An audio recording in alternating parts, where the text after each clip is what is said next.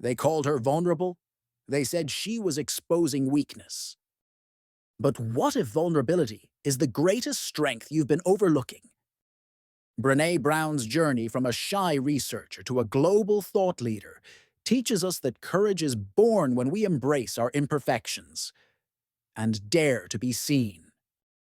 This is the story of how one woman's raw honesty sparked a worldwide movement of brave leaders.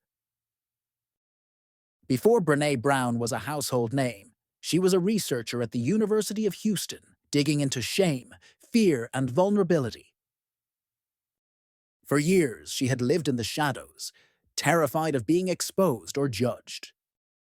But her curiosity pushed her deeper, and that's when things changed.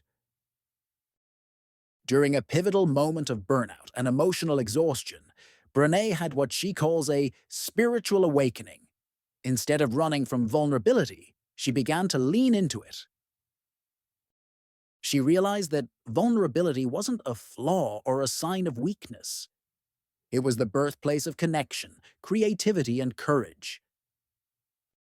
So the first lesson you have to learn is, growth starts at the edge of your comfort zone. When you stop hiding, you unlock your true power. In 2010, Brené stepped onto the TEDx Houston stage with her now legendary talk, The Power of Vulnerability.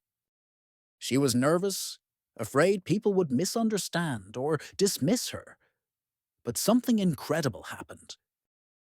Millions tuned in, and her message struck a chord across the globe. People were starving for truth, connection, and the permission to be imperfect. Her TED Talk became one of the most viewed ever. What made Brené's talk so impactful wasn't just her research. It was her authenticity. She wasn't preaching perfection. She was sharing her own struggles with shame, fear, and feeling unworthy.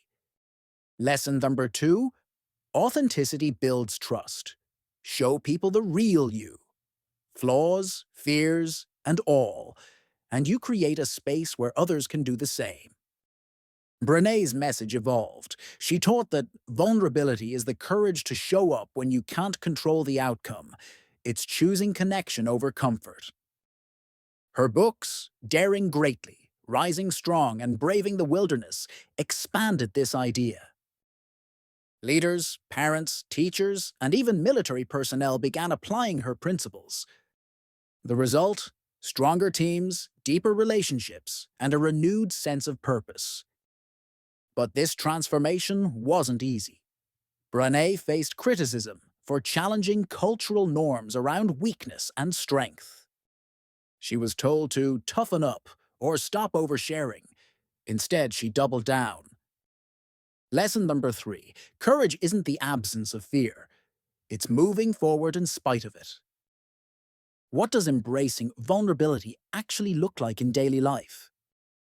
1. Practice empathy. Brené's research shows empathy is the antidote to shame. 2. Own your story. Acknowledge your past, but don't let it define you. 3. Set boundaries. Vulnerability isn't oversharing, it's choosing who gets to see your story. 4. Lean into discomfort. Growth requires risk and uncertainty. These habits don't just build character, they create leaders who inspire loyalty and innovation. Brené Brown's journey teaches us this truth. Vulnerability is the birthplace of courage, connection, and creativity. So, ask yourself, what would happen if you showed up fully without the mask? How might your life transform if you dared to be seen? Comment below. What's one way you will practice courageous vulnerability this week? Let's support each other and grow together.